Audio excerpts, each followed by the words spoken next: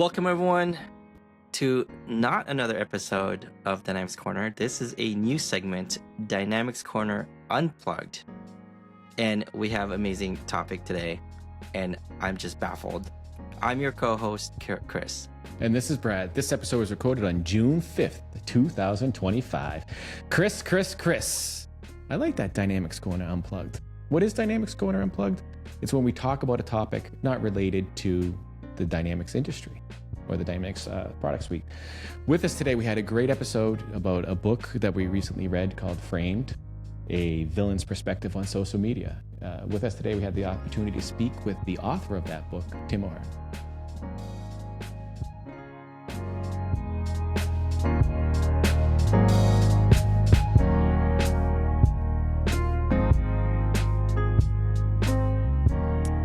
Hello. Hey guys. Hey, good evening. How you doing? Evening. Yeah, it's evening over here, Kris. It's evening. Oh, it's evening over there. On this side of the globe. How are you doing this evening? Yeah, not bad. We finally got a hot one in New York here. Oh, I Very nice. interesting fact. I recently by saying within the last half hour, sent a screenshot of the weather that it's warmer up north than it is here. Oh, interesting. Wow. So it was 5 degrees warmer. We have the humidity because rainy season started, but Can you tell the difference, though, between 5 degrees and other degrees, like 20 degrees?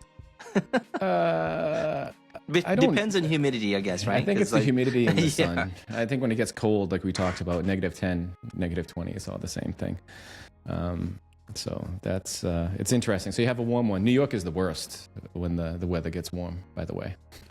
Yeah, no doubt about it. I But no, spent it's a- supposed to hit like 89 today, so Oh. it's steamy. That is steamy.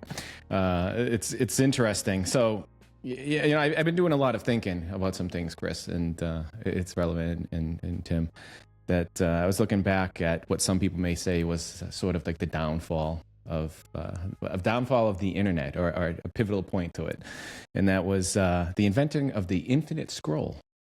I read in a book many months ago with, I think it was Slow Productivity, talked about how Azaraskin, I think it was back in 2006, invented the infinite scroll, whereas early on you used to have to Next page.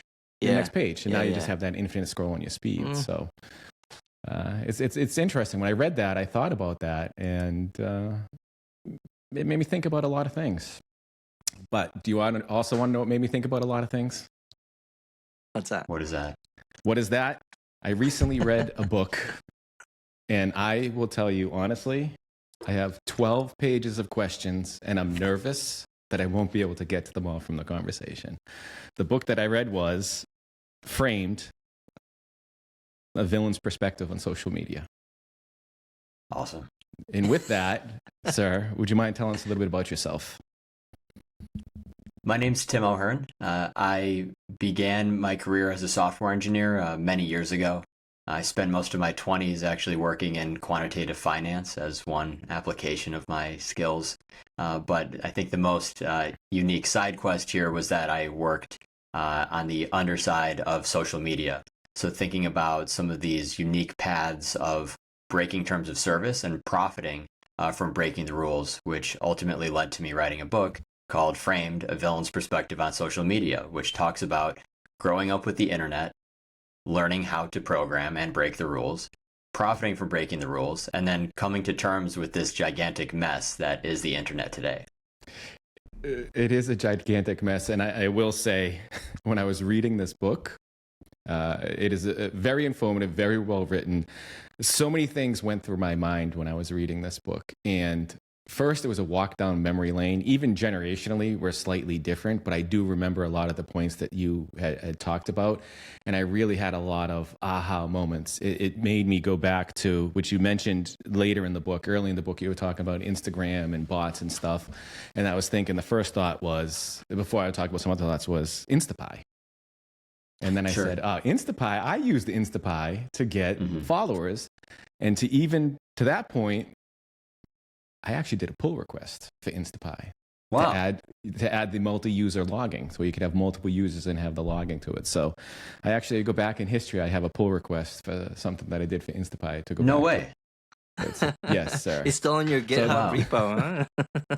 It's still in my GitHub. I looked it up. I printed it out. I have the issue and the pull request number. And I did quite a bit with Instapy early on. I knew nothing about Python, but I was able to figure out what I needed to do to get it going. So you had me a walk down memory lane. Nostalgia was everything. It reminded me all the way back in the days when I started out before the internet, when we had dial-up, and I ran a bulletin board with FidoNet and a couple other things. But before we get into it, and by the way, I do like your stories, like with Cutlet, with Shark Social, and all the names that you have. It was great. I really want to get into all of that. What made you write the book? A lot of what the inspired motivation you to write the book? I'm sorry. Yeah, Brad, like I would say like a lot of the motivation came from reading other contemporary works that were supposedly big tech exposés and always feeling like something was missing. To an extent, also feeling like I could do better. And as I workshopped more and more of this content, realizing that I didn't necessarily have a screenplay here, I didn't have this wonderful made for Hollywood narrative, but I had enough that hadn't been told before. And so I was motivated by the fact that if I didn't capture this, it was probably going to be lost, starting with MySpace and going through a lot of the nitty gritty of what even happened on Instagram. It's interesting. And go ahead, Chris. I'm sorry. No, sorry. I'm curious why the title Framed? A lot of the titles of these books were using terms like framed, disrupted, irresistible. You have a lot of these common usage patterns for it. So I'm like, let me show that my book fits in with these, but also that it stands out almost as a meta commentary of contemporary technology books. Framed specifically is interesting because if you guys remember early Web 2.0, when you had any type of content feed, there usually was a very thick border, also known as a frame, around each piece of content. And this was even apparent on early Instagram, whereas like now you don't see it as much. Like even in the recording studio here, we have much thinner, kind of all the way stretched to the screen border type frames. In the past, these frames were actually almost like an artistic element. So I thought it was a play on words as well as it was a meta commentary on these things, in addition to a framing being my perspective on something. I love it. No, it was great. And to go back to it, it was a great framing. And I think you'll walk through and talk through the technology and what was going on. If for anybody, I recommend reading it because it will take you through memory lane. And even as I had mentioned, even generationally, someone with my generation working in the tech industry, paying attention and working with all of this, your viewpoint was a little bit different, which was I appreciated because it was a generational gap with how we look at technology or what is going on and what we do with it and how we adopt it. So it's wonderful. The other thing, and again, I'll start off with some levity type things before I get into a lot of the questions. But Chris, I want you to go to whendidmyparentsbang.com. Someone's gonna do that right now. Go to whendidmyparentsbang.com because Tim, where did whendidmyparentsbang.com come into play?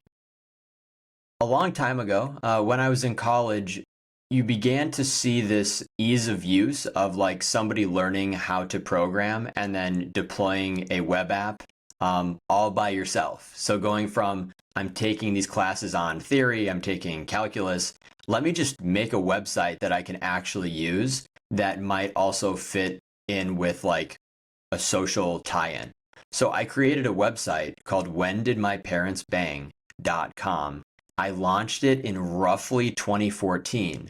And the idea was that it was a calculator site based on your birth date plus some other information, which would estimate your date of conception, which was like very interesting because everybody has a date of conception.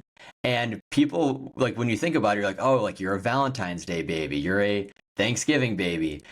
I wanted to harness that while also practicing how to code a front-end web app and also a very early integration with Facebook's API. So you could link your Facebook and pull your birth date from that and then share the content on Facebook as well.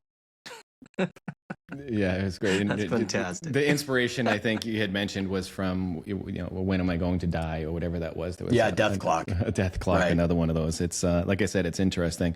A lot of good information in here. Like I said, mentioned going back a lot to.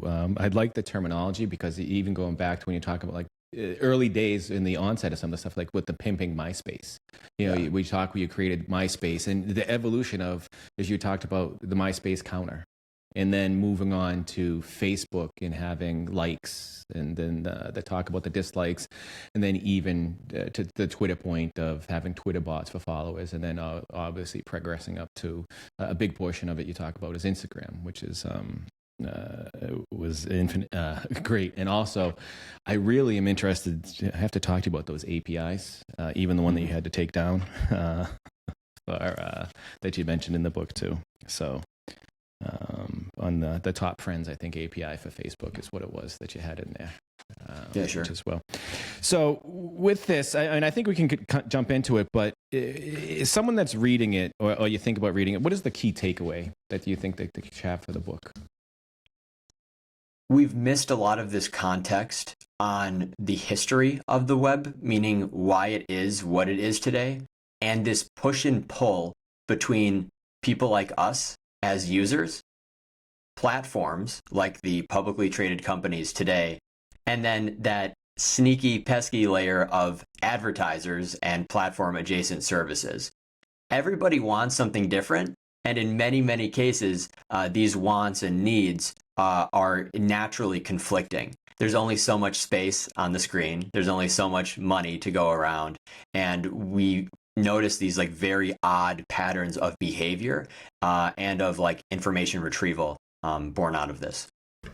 That's great. And I liked how you talked about that. Speaking of the space on the screen, your history, again, the history of the internet, with you were reading on the Scranton Times with the advertising. I liked as you went through it, because I remember that time personally, and I remember being so frustrated, even thinking of some of the popular sites now. As you scroll and the ads pop up, they take and you jump, and then you read three sentences and go forward. So it really goes to something that you had mentioned in the book that resonated as well, which, just a quote from your book, my eyes are getting old at this point, but my corruption of screen grab no longer refers to impulsively saving what appears on a screen. My idea of screen grab refers to the impulse to physically grab the screen, the device, even when not beckoned by vibration, sound, which we'll talk about some of these, or visual notification. It is a cerebral clutching of electronics. And when we talk about screen grabbing, you explained screen grabbing originally a little bit differently. What is screen grabbing? I see screen grabbing as most fundamentally the practice of taking a screenshot of what appears on the screen. So this original, you're taking a screenshot, you're taking a grab, whatever. We have all these different terms for it. But in the chapter, which I named Screen Grabbing, we really begin talking about addictive types of behavior and antisocial behaviors, problematic behaviors born out of mobile device usage. And the hypothesis that I push there, which could probably be a standalone book, is that a lot of these design elements were actually borrowed from video games. So some of the things that I remember being so addictive, of like growing up with even a PlayStation, to then much more like World of Warcraft and other types of games that have a reputation for hardcore gameplay, we see a lot of these this beckoning and a lot of this desire to play and play more and ascend high scores that then was transferred to social media apps. I see that. And I will add, guys, that chapter was originally probably 3 times as long. And I just had to make a decision. Is this book mainly around the addictive nature, or is it more around the history and what I did? There was so much more there that I just had to cut. Is that like a gamification? Is that the term similar to that, where you create an app that makes it like a game, so you get addicted to it because that's a game, and be able to. Yeah, okay.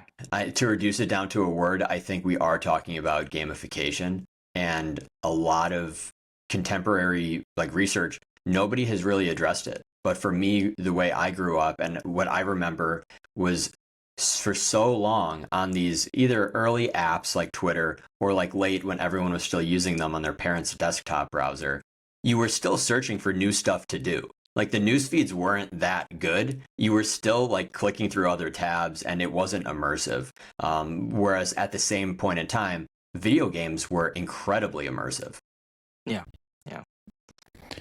It is, and you experimented with a lot too, because you went through a lot of the things that you talk about, and also with purchasing Twitter followers and keeping score on that. And you talked about the scores with likes, and it just, like I said, it just resonates with what people look at right now. They care about the follows, care about the likes, they care about all of that information versus the depth of it.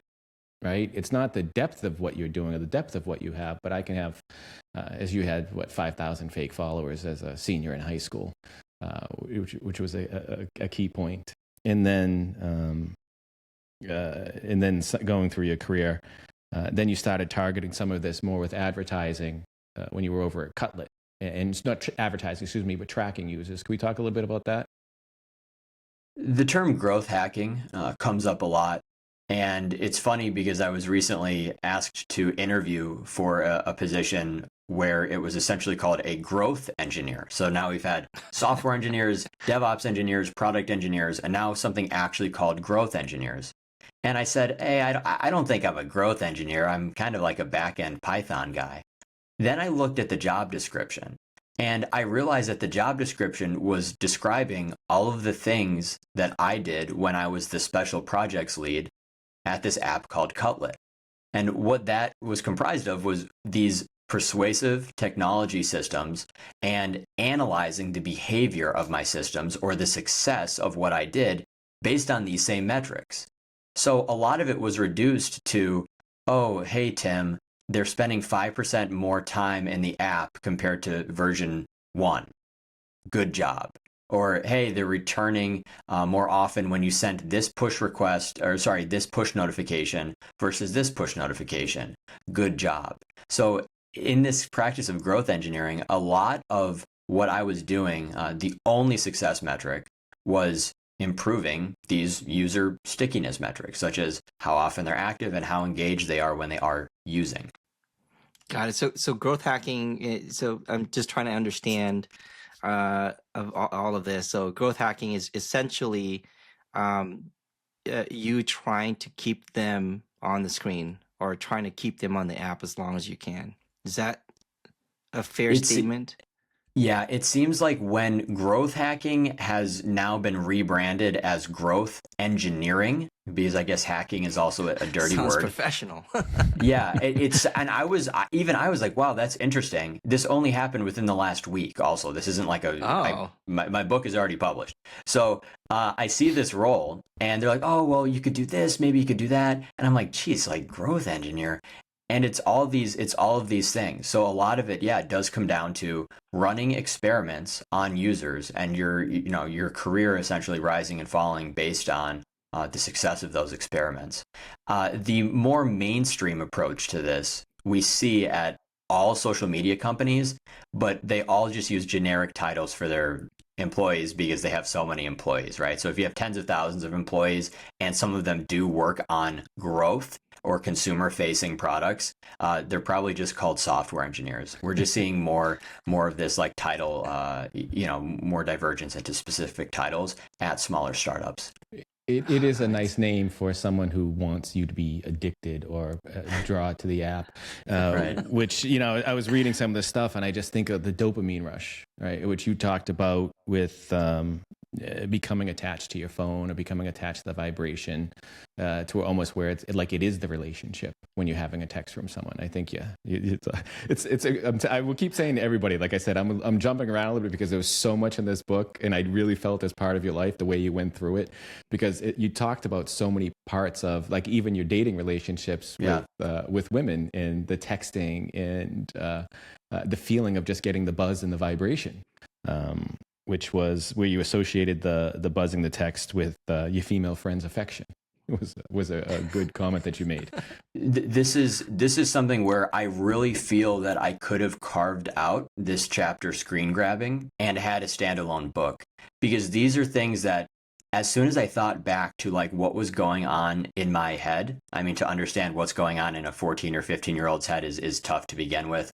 But to think back to how I remember it going down, so much of it was dating centric, and this is dating well before what we think of modern, like app assisted dating. This was really the beginning of it, the first frontier. And nobody else has written about it in the same way. And of course, in some cases, I look like a dork. But in other cases, people have read it the same way, and they're saying, wow, like this makes a lot of sense. And maybe that is the strongest association that most people have with their phones. Like when you open your phone or you turn it over, you unlock it, what are you actually hoping to see? Like what's number one? A lot of people would say it's the equivalent of the risky text or the old flame who decides to rekindle things. I don't think we're that far detached from it. We just have all these different ways, and a lot of people are probably embarrassed to admit that. That is a great point as far as what you're going to get or what you're going to see or what you're going to feel, or that, like, again, that dopamine rush that you become addicted to, and you almost become trained for those vibrations of those things. And then you talked about, we all talk about, is the attention span that you're starting to have now with all these constant notifications and the alerts of those notifications as well too. And then you did also some pretty interesting things. You participated in the hackathon, as well, early on at a young age. That was a very interesting story. It's quite impressive as well too, to talk about that. So how was that working at the hackathon? I know you didn't win, but as a young computer science student, even back then, the ironic part is that as you have access to the internet, you get to see broadly what's out there. And I went to a good school, but not MIT. So you're looking and saying, okay, what are the top jobs? How much money can you make? Whatever. And back in, 2013, 2014, 2015, it was a really exciting time to be studying computer science. I would argue much more exciting than today, where it's kind of like the opposite. I participated in hackathons because I saw the hackathon as this contest where you would be brought together with like-minded individuals, and all of the cool companies that maybe only would visit the campus of UPenn, of the top schools, they would maybe give people like me a shot. And going to Penn Apps at University of Pennsylvania was one of these really cool experiences for me. And I'm also happy to say that some of the specific projects that I mentioned as far as having inspired me, I've actually reached out to some of these people after publishing the book, and they've enjoyed it too. And they've said, yeah, sure, I'll take a read and whatever, because they realize that people might not be talking about it with like this vast appreciation 10 years later, but they probably should be, because there's a lot of things there that, again, have been completely lost. What a hackathon was 10 years ago is nothing like they are today. That's what I feel as well too. Speaking of reaching out, one thing I found that was interesting that you did in the book is you talked about how years later, speaking of reflection, you reached out to someone that cyberbullying's a big topic today, and you admittedly had someone on the within the book that you talked about. We can talk a little bit more about them with the artist, the music artist, and how you reached out to him after. As you were writing this book, thinking back and talking about how he felt with the bullying. Could we talk a little bit about that? Thank you for pointing this one out, because the title of this chapter is probably the weirdest in the book. I believe it's called "Say Hello to My New Gangster Friend." Yes. And the spoiler here is that I was the new gangster friend, and it's because I had become friends with someone on MySpace, and I had entered into this juvenile cyberbullying relationship with him before we even knew what cyberbullying was. Like, this was at a point where the only term we had to describe this was maybe trolling. And essentially what I did was, we're talking 2007 at this point. I found this essentially EDM artist, so somebody producing electronic music on MySpace. And for some reason, I decided right then and there that I didn't like his music. And, I get into it more in the book, but I was just saying, hey, you're stupid. Your music sucks. And these are just these aren't even cruel comments compared to what you see on the internet today, but it was something. And the point is that it was my negative, my attack basically. And then his attack back, where he's saying, oh, this guy doesn't, for example, use G's at the end of words that end in ing. So he's a gangster, right? He's kind of adopting some of this more like Ebonics based speech or whatever. And I love rap music. So it was true. If you looked at my thing, you would say, here's this kid in Scranton, Pennsylvania, who's like 14 years old, maybe, and has like rap lyrics and things of a culture that is clearly not his. Meanwhile, this guy, Eagle, actually lives in the Arctic Circle in Norway. So what a bizarre clash of cultures. And for the book, I remembered just ragging on the guy. And I remembered our exchange. And I said, it would be really useful, not just for the book, but also on a personal note, to reach out to him and be like, hey, man, I'm sorry for being a dick. And let's see what we could do here. And he was super receptive to it. We sat down for an interview. I apologized. He had nothing to apologize for, but he apologized anyway. And I kind of built a chapter around it. I think that's a really unique one. It's kind of like this notion of, the comeback or the revisiting of it, the redemption, as we've seen. And, it's kind of like my redemption story, but also talking about the extremely harmful and potentially far-reaching effects. Because I remembered it from 15 years ago. He also remembered it from 15 years ago. So it wasn't like a passing blow. We really went at it there. That's the point that I also wanted to bring to it is that story. It just shows that the importance of what you do, because again, the cyberbullying where you can write, as you had mentioned, your music sucks, right? It's bad, to this artist on there that you didn't have any other reason to interact with besides to comment. And again, with the internet and this type of action, you really don't see the person on the other side, right? So now with this, we can all sort of hide behind that keyboard, be a keyboard warrior, as I call them, and say things to someone. But to see that 15 years later, when you did reach out to him and you spoke with him, he remembered it. It just shows that some of these things that you say or do have a lasting impact on someone. And that's something that really resonated me.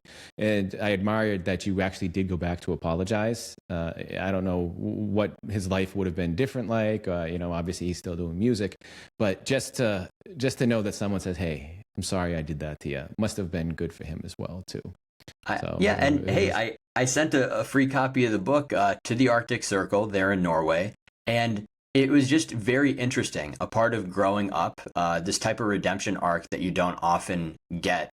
I also visited Norway last year. So when we were originally talking, I was like, I didn't even know you were based here. I was just in Oslo, reporting on a track meet. And, I thought it would be worth reaching out. He remembered it. And I guess the other ironic part, which I do admit in the chapter, is some of it is really just part of growing up and tastes changing. Because now I listen back to his music, I actually think he was way ahead of his time. And I listened to music just like his almost every day while I was writing the book. So that's the greatest irony. It's like the music didn't suck. It was actually great. And it's still better than anything I could do. No, that's great. And that is quite ironic. Yeah.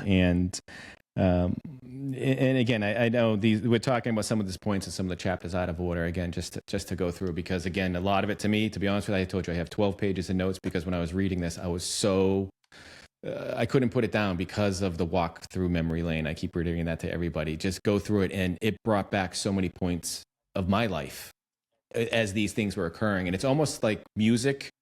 It made me realize that music used to be, when you think of memories, you always think of associations. And a lot of times people have music and they think of when a song was published or released, and that tells you what time you were in your life. Okay, I remember doing this. I remember this going on. But as you were going through the story, it took a different twist for me because I remember MySpace, even though I barely used it. I remember the page counter. It made me go back to thinking about, as I said, running a BBS, sitting in the computer lab on a VAX, playing a MUDs, right? Mm-hmm. You started talking about some of these other games, Sure. the multiplayer games, and Pocket God being a big thing. I did play Pocket God too, by the way, when it first came out. So it was a good walk down memory lane for me too. And it also took to me is like the evolution of technology and the level of participation, because there's this strange thing that goes on YouTube now for me, and I just don't understand it. And I grew up playing sports, and then I remember Pong, right? I played Pong. I bought the Pong machine, and then I remember the Atari 2600, playing video games with my friends and doing things. And then you have the shooter games or the multi-participant games, as you talked about. I think it was RuneScape you talked about in the book. You talked about a few of them. And you start playing with your friends. But now we have this non-participative generation that sits and watches people play video games. They watch people ski. They watch things for entertainment. They never really play. They never really do. But they're participating by watching. That's wild to me. Yeah. It's almost something that I backed myself into as I wrote the book. But in conducting, these basically like conversations at bars, when you're meeting new people or even talking to your friends, like, hey, I'm writing this. What was your memory of this, that, and the other thing? The clearest, most distinct generation gap is definitely this change from playing games to watching other people play games. It's the most clear, where so many people are like, yeah, I have this little cousin and he just sits there and watches people play.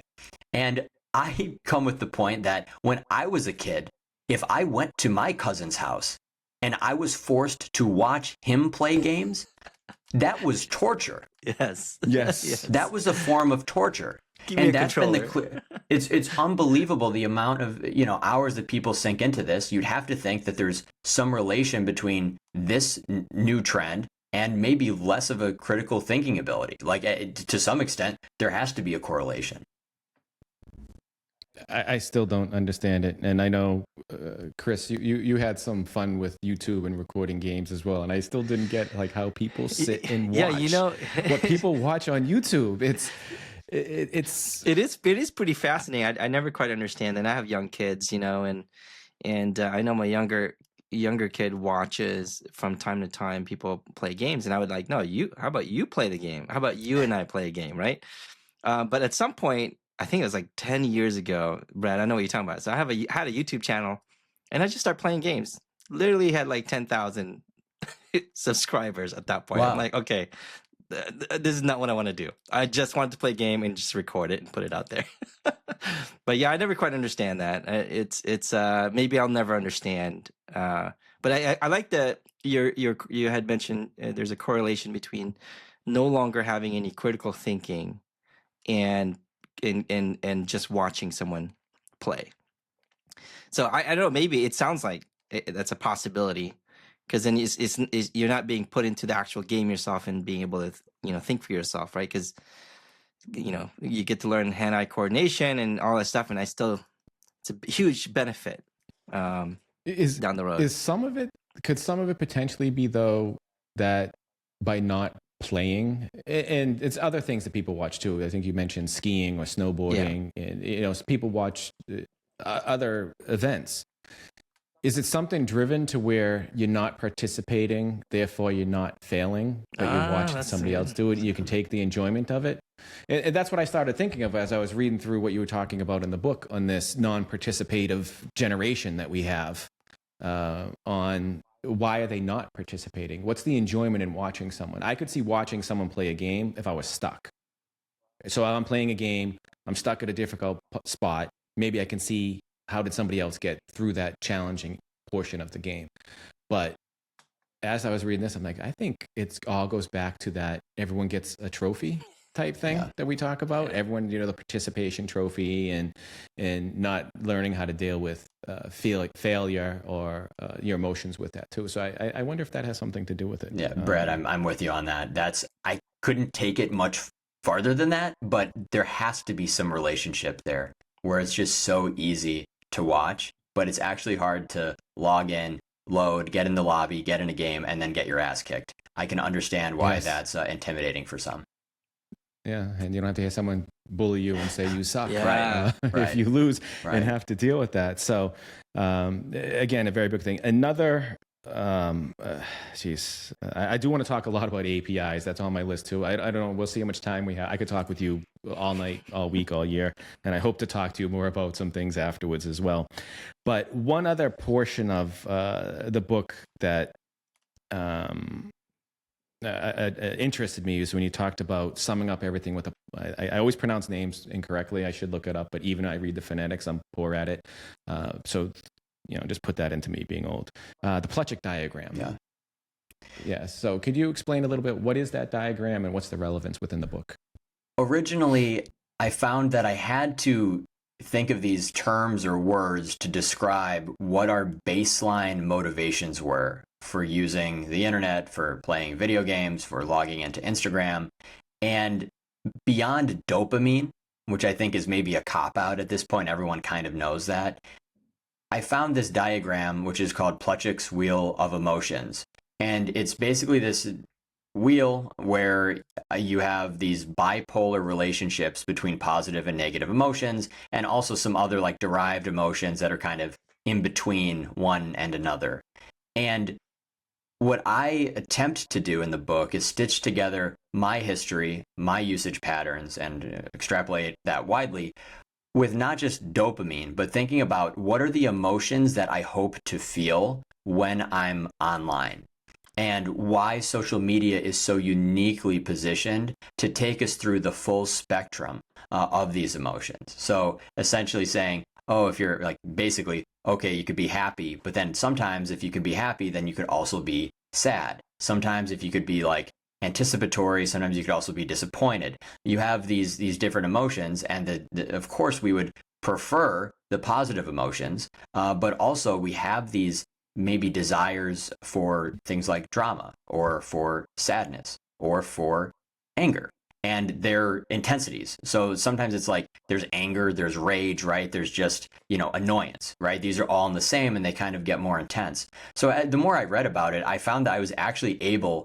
to go through specific things that I've done on Instagram mainly and draw them to some of these emotions that would be placed in distinct parts of Plutchik's diagram. And I think it's really unique because also some researchers who have worked with Facebook or Meta have also come and admitted that these platforms are not bad because they're not introducing new emotions. It's just that they reflect real life where these emotions, good and bad, are present. So I found it pretty interesting, but it did take a long time to kind of form that chapter. Yes, and when you went into it, though, it's another interesting point that I hope to just maybe talk a little bit of theory about is you mentioned that with these emotions, good or bad, and you had a good exercise and your good examples of take a look at your life, you have the emotions, and then put down what you expect for these, like you had mentioned. So the book has a good example. But people desire an emotional roller coaster. Mm-hmm. So now that you have these feelings identified, now the emotional roller coaster that people desire when they're in life. What are your thoughts on that? I do have some comments on that. I was just thinking a little about this too. Many of us expect life and relationships to play out more in this dramatic, almost cinematic sense, where you have this rising action, right? You have the climax, you have the falling action. When you think about like playwrights or how movies are constructed, we've been so overwhelmed with these examples of really good entertainment. I believe that we're going to great lengths for our own lives and our own, just mundane aspects of life to actually kind of follow that same track, that roller coaster of more of the extremes of emotions.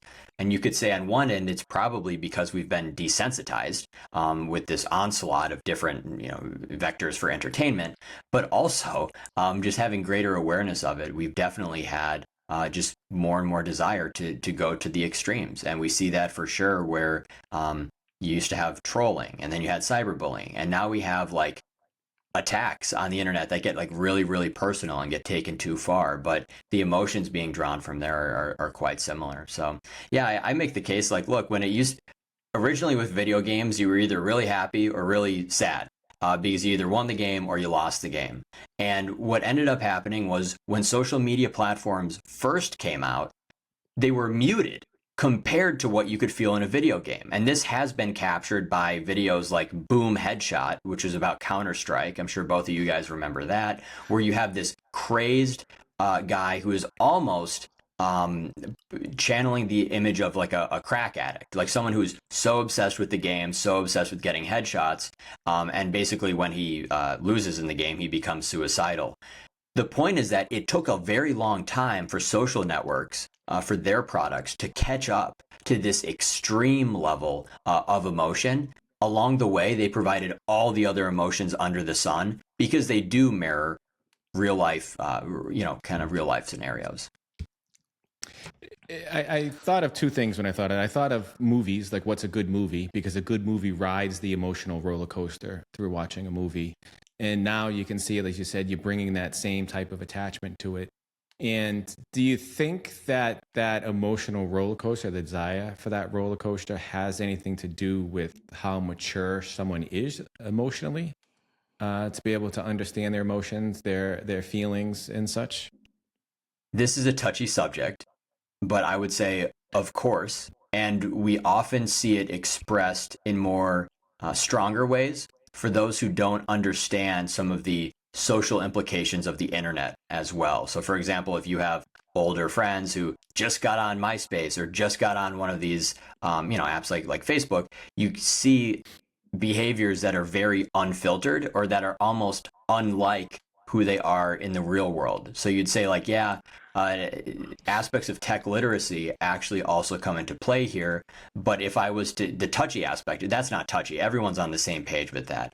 The touchier aspect today is that, yes, I do have friends or friends of friends, and you can almost tell what podcasts they listen to or what influencers are most strongly impacting them. Even when I was in my late 20s and now I'm in my early 30s, like it's actually that noticeable when you can see how people then reflect that and then also see under pressure, how do these people really act? And there's not to say it's one gender, not to say it's like one type of person. The common denominator is people who spend way too much time on the internet, engaged in these like parasocial relationships almost with influencers. They're learning everything from them and they're representing their emotions in ways that are very, very immature, I think, compared to what we would expect in the past. That is funny. That is one thing that I do notice with a lot of my interactions. You do realize like, okay, is that really your opinion? Or is it an opinion of the people that you listen to on a daily basis or on a weekly basis? Yeah. You get to see that, and it's wild. It's like, I know where you got that from. I also heard that. Right, Kris. Right. It is. You become what you surround yourself with. As we say, it is the truth. Whereas if you surround yourself with an environment could be people, could be content, could be a number of things. You do ultimately become what that is. Whereas, I always say, if you take someone who's unhealthy and put them with 5 healthy people, give it some time and that one unhealthy person will become healthy. Right? It's a little bit extreme. I like to talk about the extremes. Yeah. And do the flip side. Take 5 unhealthy people, put one healthy person with them. They'll pick up the habits of the group that they're in. So to both of your points, it's what you consume yourself with, which to me is a little concerning because I don't think sometimes people understand the implications of what they're subjecting their children to potentially, and the viewpoints. And also with social media, I talk with a lot of people. We talk about Instagram. You talk about Instagram being the biggest buzz and revolution, which we'll talk about, where you just have a picture, a snapshot in time of somebody's glorious life, where I know people, they took a picture, they were smiling and happy in there, but if you were in the room with them beforehand, I can honestly tell you they're throwing beer bottles at each other. Yeah. Which brings me to sorry. So that goes back to, I love this topic because that goes back to, the social media effect of everyone's daily lives. Because, when you are going through social media and you're going through watching these people, you get fed with the same similar things, and so it takes away from an opportunity, especially if you don't have the emotional intelligence. It takes away an opportunity to look at other side of the story or other content, because then you eventually gets fed. That's the only thing moving forward, and it becomes your identity, unfortunately. And you see that all the time with all the people I've ever interacted with. So I had to finish that because it's like, man, that makes sense to me. No, it is. It's good. Like I told you, I'm super excited about this, and I'll probably miss half the stuff, and I'll probably be all over the place. I'll keep apologizing, but that's just the way I am, because I'm nervous, and I'm usually never. Chris knows me. I'm never nervous when I talk to anybody, anywhere about anything, not just on the podcast. Which does take to an interesting point, and you had a viewpoint in there, and it made me really think a lot, because it's so much easier now for someone to say to their child, "Here's a phone. Go sit there. I'm going to cook dinner." Right. And then they get stuck and stuck on this phone. And you have a great perspective on it. And it's a tough topic, I think, because you hear a lot of people talk about it. And that's, I think you said you don't think anyone should have access to the internet until the age of 14, or in some notion of that. Let's jump into that a little bit more. I think one of my direct quotes was, "To give a child a cell phone redefines childhood." I'm very, very strongly, maybe even more so than when I wrote that, like in that camp, where I think the restrictions should be like almost like government enforced, like it should almost be illegal at some point. So yeah, I believe that problematic usage now starts when children are younger. And I have opinions on how I grew up and the environment I come from, where even though the iPhone was out when we were in 7th or 8th grade, it was a couple more years before people had iPhones. And part of that for me was socioeconomic differences, where I went to a public middle school and then I went to the private high school. And at the private high school, I was then bullied for not having a modern phone. Whereas when I was in the public middle school, people were saying, "Oh, whoa, is that your cell phone?" And 80% of the class didn't have one.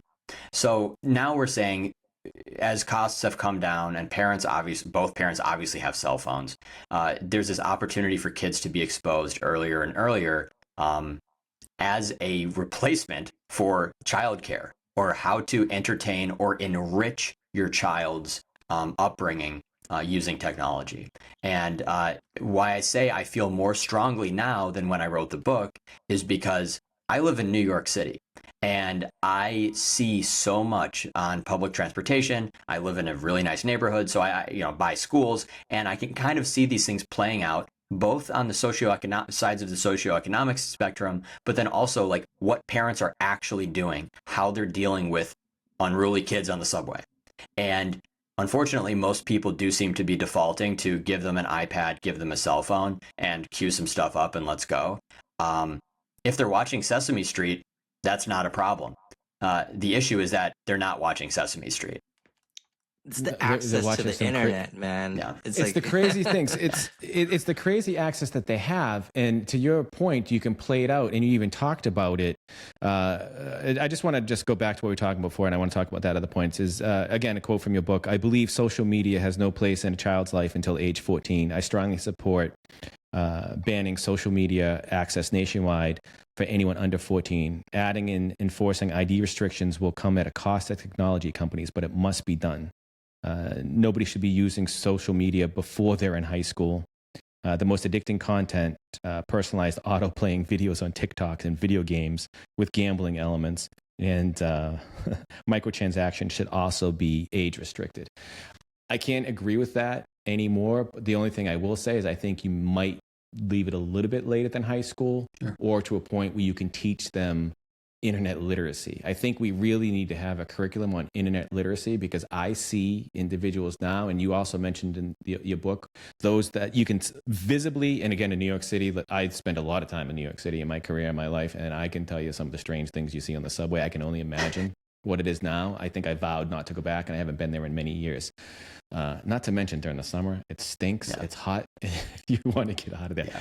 But they have to have literacy on the internet, because they're forming and shaping their values, their beliefs, and what they know based on an influencer. So in essence, they're becoming left behind. I've had the opportunity to have conversations with individuals that are in high school, within middle school, and even in elementary school. And you can really tell those that their parents had them read books when they were growing up, or spent story time, reading time, versus those that just gave them a phone and said, okay, watch the internet. And it's the generation that's being born today. It's amazing, because I know firsthand that I could see a child of 2 years old using an iPhone. They know to hang up the phone. And then if they're on the phone with the FaceTime, and this is at 2 years old, they turn the phone around so that somebody could see not them, but what's in the room. Mm-hmm. And it's just natural. It's becoming exactly. It's becoming natural. It's becoming an attachment to them. And these, I tell everybody, again, to put it loosely, like, these are the people who change in my diapers when I'm in the nursing home when I'm older, right? What's going to happen in the future? Which is, you just need a robot to do that for you, Brad, at that point. No, I think we do. I think we do have to have the age restriction or content restriction. I mean, there is a point, because the amount of stuff that people see on the internet is, it's scary. Yeah, I think it's actually scary. I think majority of that, now as a parent myself, one of the things that my concern is usually the access to the internet, because no matter how much you do some filtering and things like that, somehow would eventually make it to them anyway. So it's always different. It's an interesting balance as a parent myself. And even then, as your kids go to school, there are schools out there that requires them to have a tablet or a laptop, which also gives them access to the internet.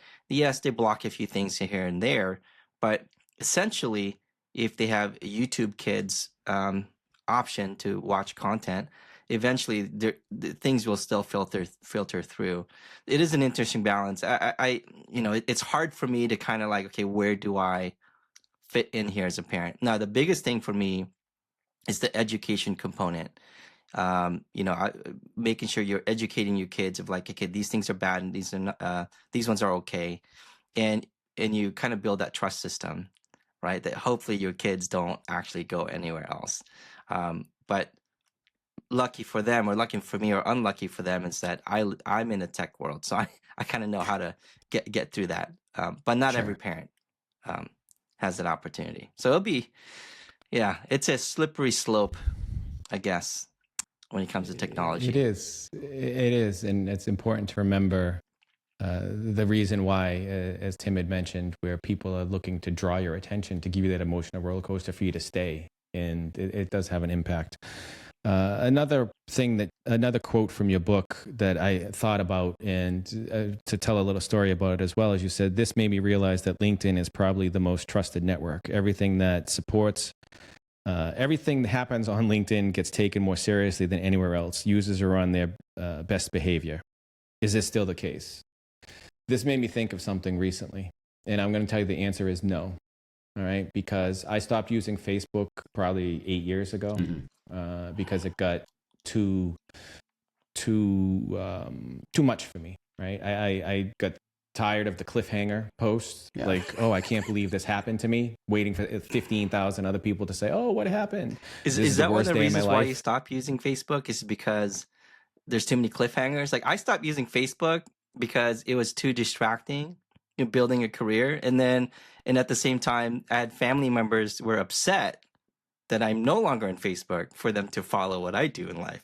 So well, they say Facebook's the old person thing anyway. It is. My parents are on it. That's not why I got rid of it. I got rid of it because it became a meme infested. Originally it was a good idea. You could keep up with family that was away. They could show pictures of kids that were growing, such like that. But your question there, or your point is, I don't think that's the case anymore. And it really hit me. I was quite active and have been quite active on LinkedIn. I'm not saying it's bad. It's probably the only social media tool that I use now, because I did find a lot of value of it, get out of it, because there was a lot of content. I've been tracking what I see in my feed. And again, I know the feeds are curated. You have the option to put the feed in timeline order or based on what the aggregator wants. I still argue that the timeline feed still has some aggregation. But what hit me some weeks ago, and it actually was great because it coincided when I was reading this book.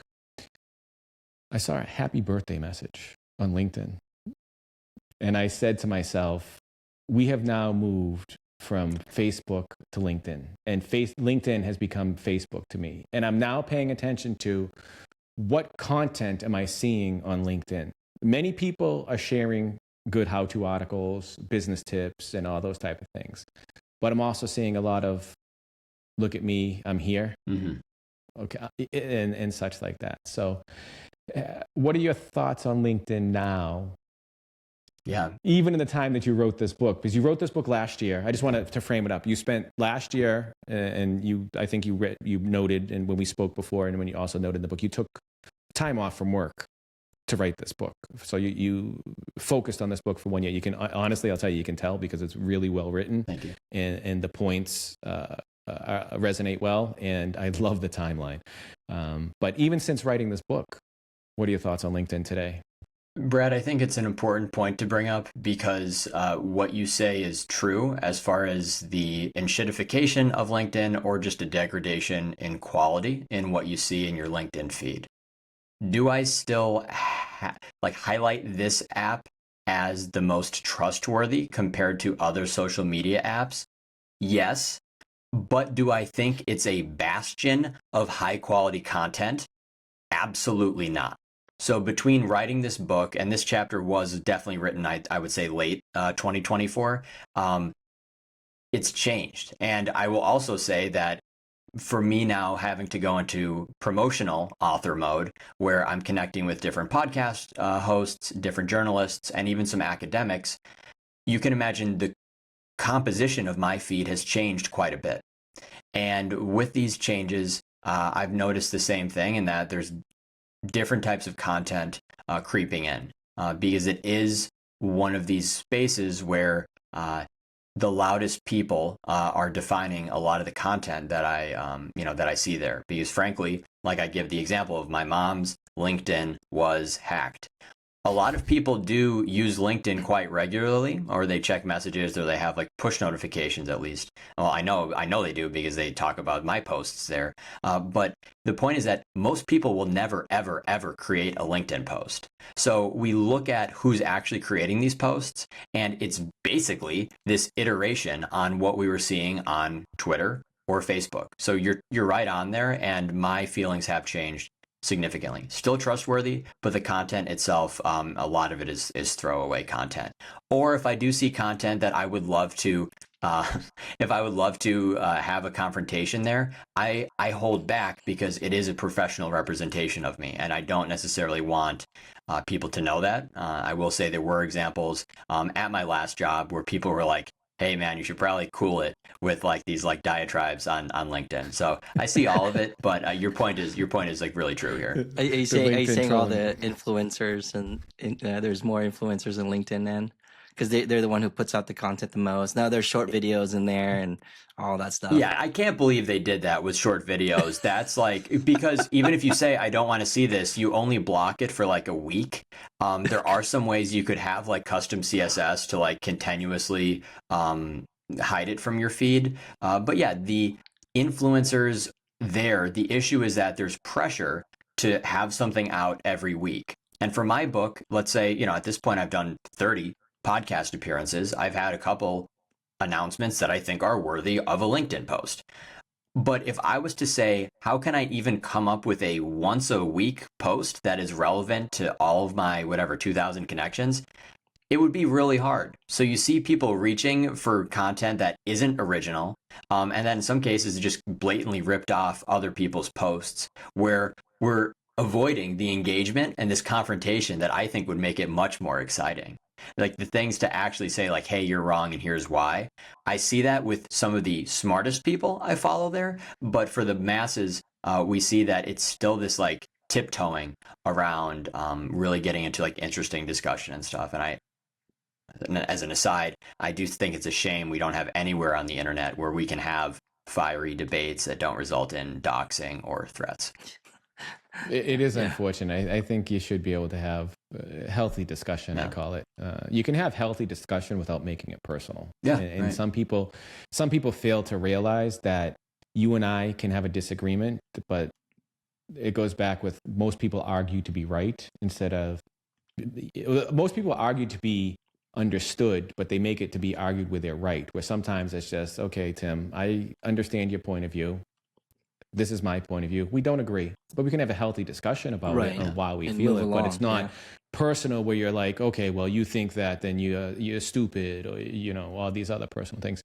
I think, unfortunately, I think LinkedIn will go that way because, as you had mentioned, I notice most of the content that I see now is very superficial and, as you called it, is throwaway. And I think what has really had a detriment on what we see and hear on the internet is AI. I think now a lot of people generate content with AI, and the AI is generating content on the AI, and I'm just afraid of where we're going to be.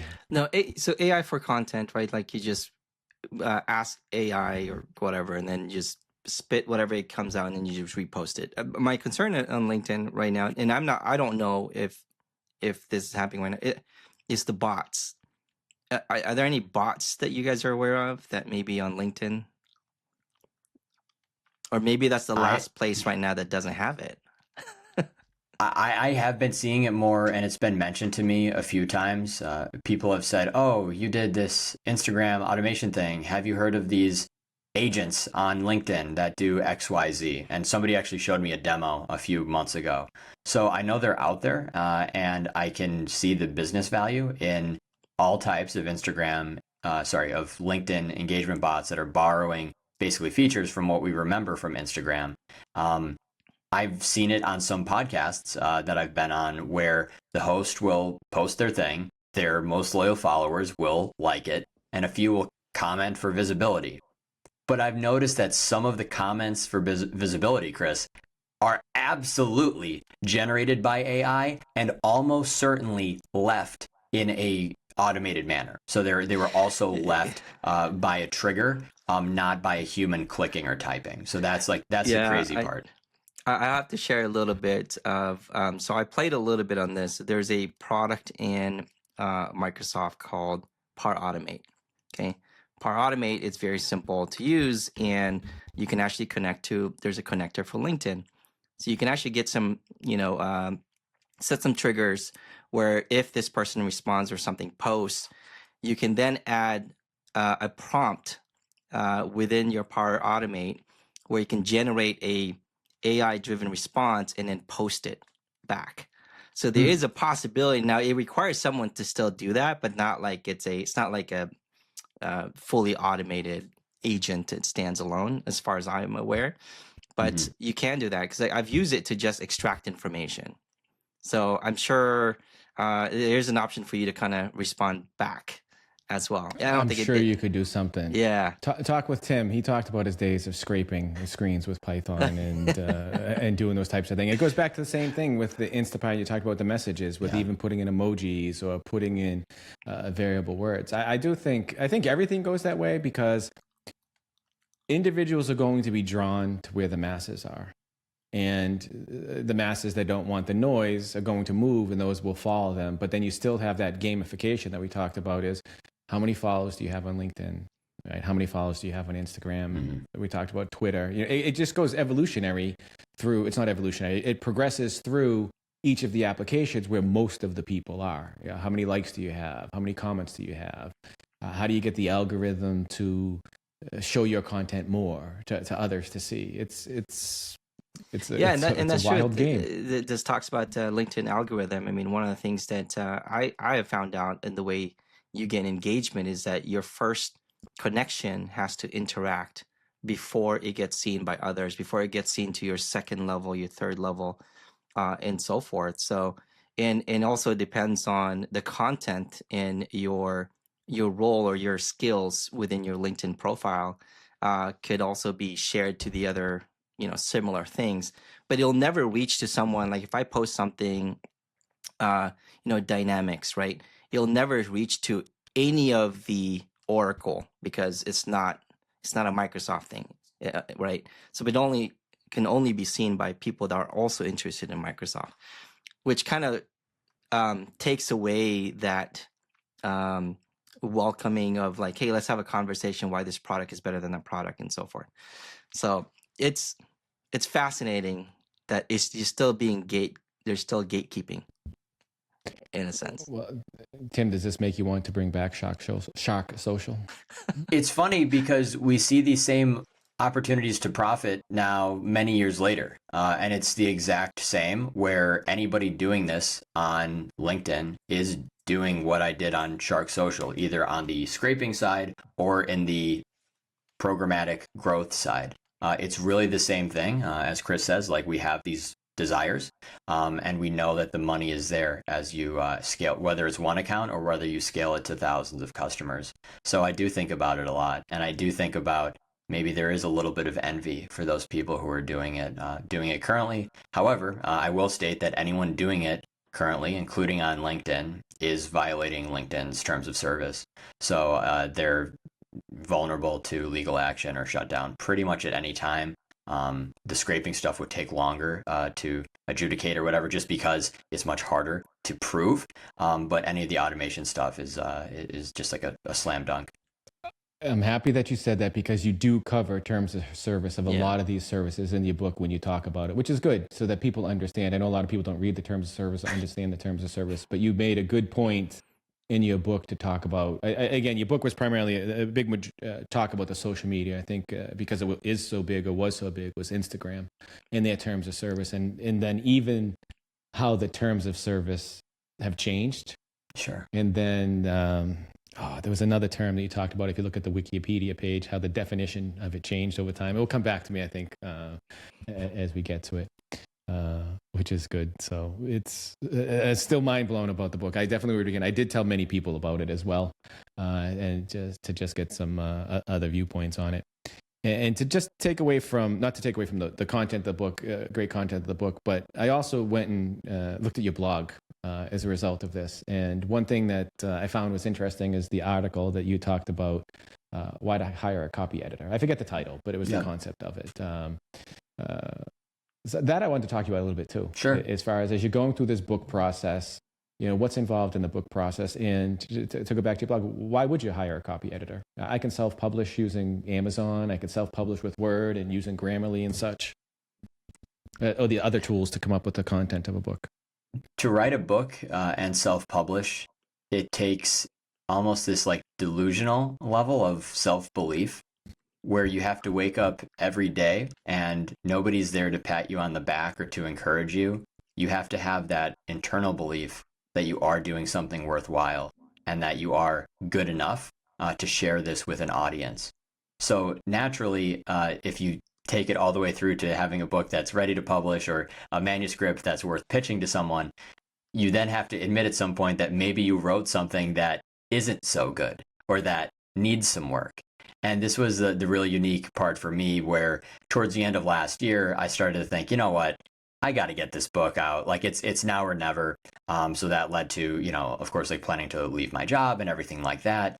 And eventually exploring these different opportunities, both for developmental editing, which is like much more broad and much more, expensive. And then copy editing, which is to give somebody my 145,000 word manuscript, pay by the word, and say, what can we do here? And the thing that I think it's a very traditional space, in that with AI or with Grammarly or some of these tools, you get instant feedback. But when you're working with a copy editor, they're not going to give you feedback within 5 seconds, 5 minutes, 5 hours, in some cases even 5 days. And for the initial articles, sometimes it was as long as 2 weeks just to get the initial feedback. So Brad, I'm glad you brought it up, because this journey also involved learning what it meant to be an indie author with very little support, and also what it means to promote an indie book while not falling into the same traps that I highlight in my book, right? Where it would be like paradoxical for me to say, oh, and I use this, that, and the other thing to sell my book. So does it suck to see that some of my competitors purchased fake Amazon reviews? Yes. Like that keeps me up at night, to see that I played by the rules and I know I wrote the best book. I know that my book is the best. as far as my indie category in the couple months that I published it. I'm so sure of that. To see some of my competitors who I've reached out to just because I'm a friendly guy and I'm curious and I did purchase their books, and to say, hey, how did you manage to get exactly 50 5-star reviews on the day that your book was published? And have them and you know, have them come up with all these reasons. I'm like, hey, like maybe before you answer, you should read my book and understand, like, you are talking to a villain, not in an intimidating way, but in a way that if you have something to hide, I will expose it. And that's the ironic part, right? Is that like I'm being friendly, but when somebody lies to my face, then in the indie author community, I can say, yeah, well, why are you now at 42 reviews? I thought you were at 50. It's because slowly and slowly they're getting found out. So to take it back to copy editing, it's a lonely pursuit. And it's also one where you have to balance your own knowledge of what's out there with trusting a professional and paying a professional to take it to the next level. Ultimately, I found a copy editor who was wonderful, and I think who charged me a very fair rate, gave me great turnaround, and gave me great feedback. Beyond copy editing, sometimes just saying, hey, Tim, this doesn't make any sense. And being willing to say, okay, I wrote something that doesn't make sense. Like, let's work with this. Reviewing her comments, so she would provide, this is finished edited, and this is with every single comment and potential justifications. For each one of those chapters, it could have taken me up to 2 hours to review and understand every one of those changes. So it was also like I was paying for lessons in English as well. It was really cool. That's good. It's awesome. I'm envious. I always talked about wanting to write a book or something. It's, you know, I come up with a topic or something, but I'm envious for those that do it, and to read about your story and to hear about your story, but that's how you wrote it, and also that you all that you put into it is also admirable as well. And I'm happy to hear that you're playing by the rules, even as a villain, because with all of your history of what you had done, going through all the different companies that you work with and some of the history that you talked about with those is interesting. Did you hear from anybody after you wrote the book by some of those companies? I know you have the company and you didn't name the name, you changed the name obviously, but has anybody reached out to you to talk to you about some of the stories that you told in the book, about some of your experiences? You know, you reached out to somebody, but did anybody reach out to you? There has been some organic outreach. So those kinds of emails where your first reaction is, how did you even find me? Or what motivated you to do so? There have been some really interesting conversations.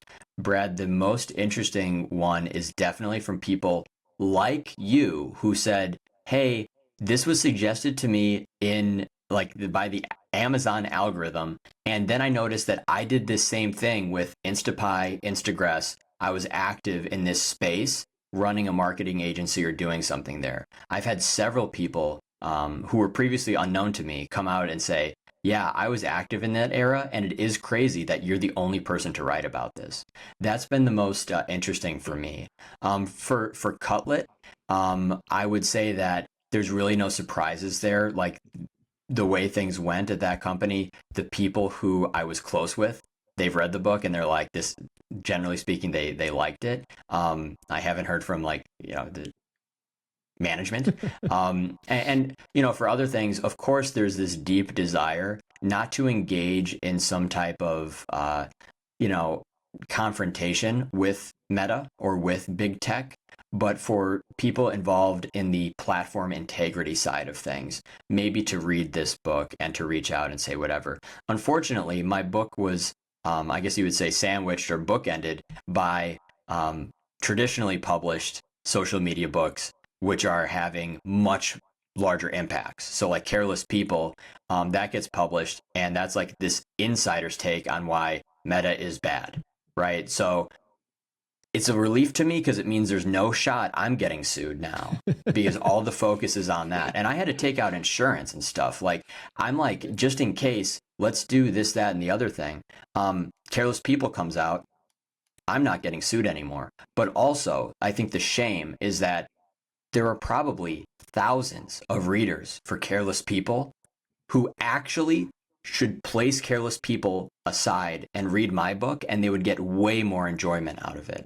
And that's the irony of marketing, right? That's why things happen. On the other side, the other part of the sandwich, if you will, the other slice of bread was Super Bloom.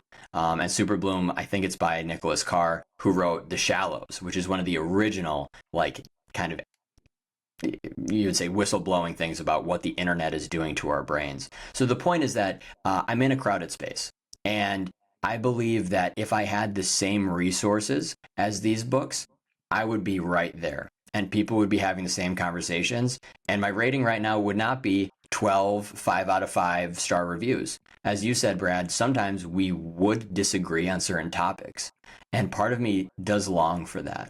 Part of me longs for a larger audience to see my book and say, this guy is wrong, or I don't agree with it, here's why. These are things that I definitely long for, and some of the outreach I'll say this, all of the outreach at this point has been totally positive. I'm thankful for that, but I do desire maybe a little bit more diversity there.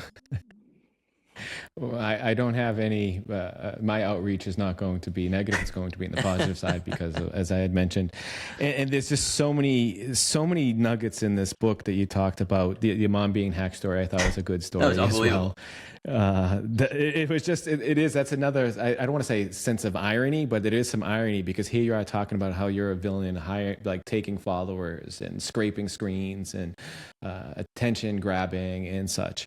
Another story that goes back to is when you talked about the Trump riots. Yeah. On how you were searching for the Trump riot. If you would jump into that for a moment. This is true. Many years ago, when Donald Trump was elected the first time, I lived in downtown Chicago. And at that point in time on Facebook, if there was a very popular Facebook Live video, there was something of a heat map. So you could kind of see where the crowd was forming, or at least where this creator was. It was very clear that on that November day that there was something of a protest or a riot in the shadow of Trump Tower, which is right on like Wacker Drive in downtown Chicago. So I showed up and I was like, hey, you know what? I'll go on Facebook Live. And I made a video, which is like, I don't know, an hour and a half long, where I kind of did this like street style interview, but also I was just taking in the sights and sounds, right? This was pretty new. And I was literally 22 years old, so quite young, and I didn't have many strong opinions, I'll put it that way. When it came to find this video and talk about it for the book, what I was really meant to address was influencer culture and this concept of like, okay, I was there, I was kind of making a mockery of the protest, but then how does that relate to other types of influencers who just, it's just a face on a screen and we just abide by what they do.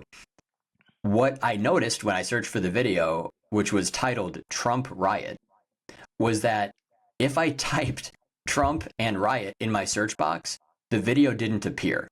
However, if I typed Biden riot or just riot, the video did appear, which suggested that there was, even, late last year, algorithmic interference based on certain keywords, where on Facebook, I wasn't able to search for a video that was mine. It wasn't even exposure to other people's content. I couldn't search through my own content because it included the word Trump.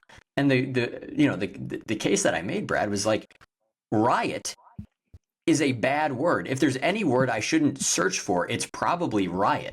But instead, It was the word Trump that I couldn't search for, was like this shadowy interference in searching for my own content. That actually happened. Wow. And it's hard to provide the exact proof in the book, but you could see there are two of the few screenshots in the book. You could see it's there. You could see in one, the video doesn't appear. In the next, the video's there. That So leads crazy. to, it leads to making you think how much of the information we see is controlled. And I don't want to take away from what you talked about your story with the book. I think it's an excellent book. And I think if someone is looking for a book to read, this is definitely worth whatever the price of it is. I have it on the Kindle, so I can take it with me everywhere. I have a lot of books. I do read a lot of books. And this is a very well written, very well informative book. And if you grew up in the aughts, as you called it, right? Or even earlier as myself, you'll take a walk down memory lane and you'll have this aha moment as well too. But Thank you. to go back to what I was saying is it made me think that specific point of your book made me start to think of, now we're talking about this passive society that's having content served to us. We may be thinking that we're looking for something, but now how much control is there on the content we see? Then go back, Kris, to the point that you were making earlier. What are your viewpoints based upon the information that you see? And now you can say, I can identify that person. Well, you can almost shift a culture or a generation just by limiting the exposure to the content that they have. If I could make myself clear, I don't know, but that's kind of again, your book. This is what I'm saying. This is what I got from your book. I don't know if you can tell the passion of saying this, but everything I read in your book, I was able to expand upon and really take a deeper look than the words that you had put on the paper. That's why I say I like the way that it was written, because that's what I got out of it. I got more than just reading the pages.